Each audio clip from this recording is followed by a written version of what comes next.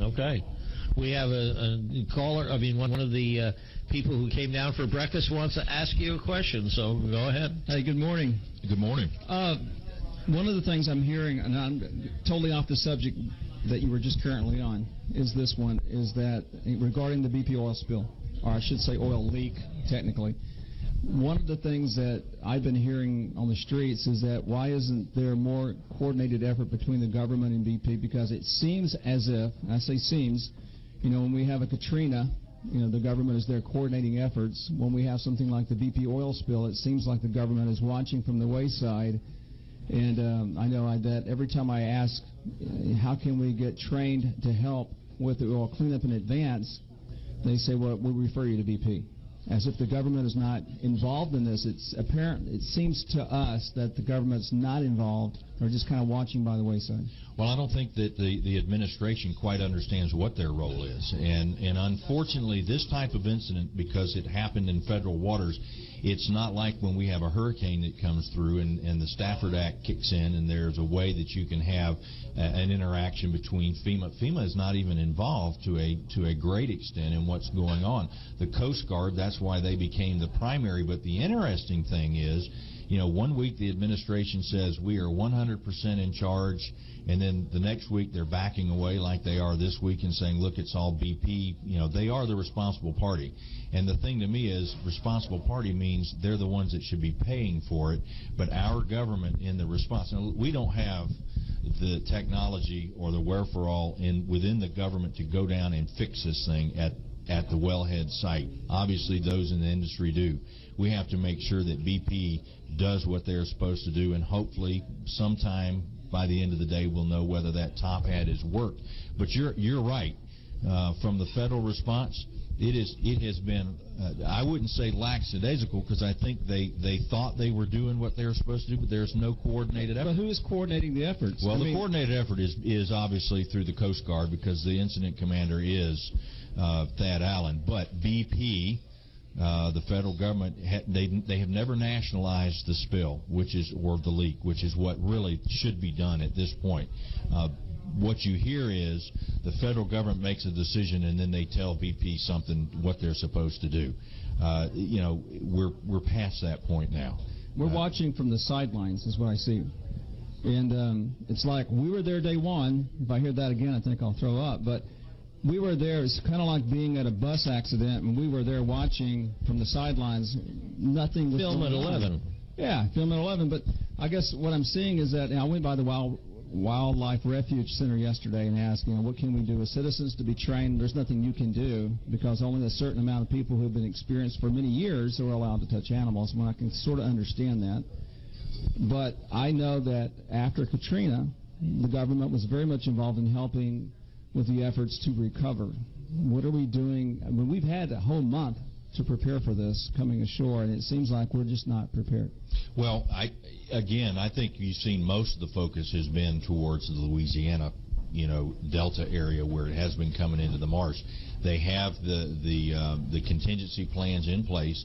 There are workforce. In fact, one of the workforce folks was here earlier this morning in regards to making sure that we had enough trained individuals. They tell me Walton County does not have their billets filled for folks that they, if in fact oil comes ashore there, to be able to help. I think you will see an army amassed as it begins coming ashore. You see more things coming into the western part of the district today, more helicopters, more skimmers. They've brought skimmers in from Alaska because of the water and the swiftness of the tides coming into the cuts in the passes. But I will tell you this. I have said it all along. I don't want to point fingers, but the administration has failed, and each week they come up with a different idea as to how this needs to proceed. It's obvious there's a breakdown somewhere in what's going on, and then they want to say that it's the local government's responsibility to protect the shoreline, but it's the federal bureaucracy, as we talked earlier, that's impeding them from doing what they need to do to protect their own shoreline. And the press seems as if they are covering for President Obama by saying, well, he comes across as if he doesn't care, but he really cares.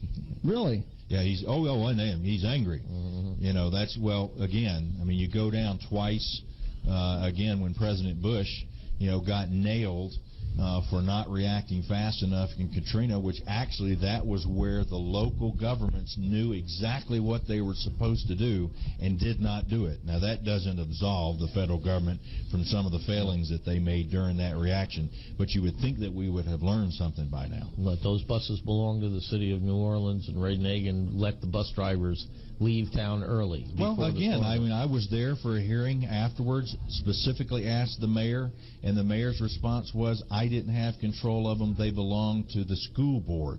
And it's like, look, you take control and I guarantee you Bobby Jindal would not wait.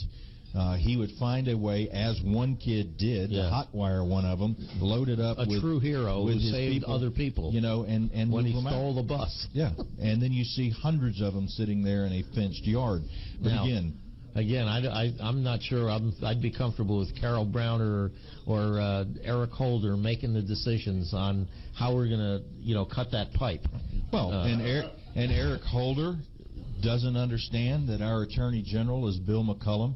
And doesn't invite him to a meeting when he comes to the coastal area when Florida is about to be impacted by the oil on our shores, and then they just somehow forget, and again, to invite a Republican Attorney General who happens to be running for governor of the state of Florida. And also was probably offended the fact that the General McCollum is leading the charge on the 10th Amendment issue over the health care funding case. Well, he is, and I think that was a way that they could reach out. And we can't put that aside in case of emergency that they classify as a national emergency. Well, they haven't completely classified it yet as a spill of national significance. Well, the media, but it's media time. Considers it a worldwide crisis. It's time. Well, and it is a crisis, and we have to do what we can to protect the shoreline. We have to help make the people, the economies whole. I asked BP. It was. But the private sector is, in truth, going to solve this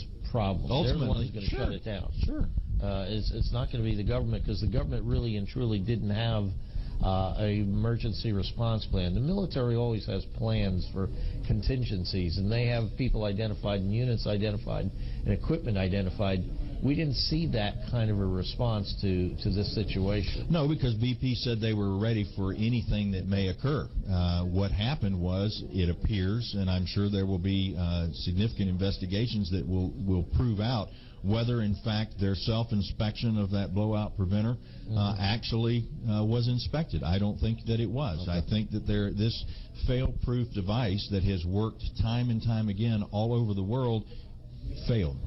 But we now know, and the American people cannot assume that the government has booms stored in a warehouse or, plans and equipment to move those booms to any place in the United States where they may be needed on shore. Well, the perfect example is the fire booms that weren't there. And had they had them in the beginning, it would have helped mitigate it somewhat. Obviously, it has flowed a lot longer than anybody ever anticipated. But the first place that you catch that stuff is as close to the wellhead site as you can, because the evaporation takes out the flammability of a lot of it. Now, you can't burn it as it comes up towards the shore. Are you going to raise the issue of with the Attorney General as to why he didn't see fit to invite the Attorney General of Florida to the meeting? Absolutely. And I may see him actually next Wednesday. I'll be at the White House, and hopefully we'll have an opportunity to ask him about that particular incident. All right, we'll be back with Congressman Jeff Miller.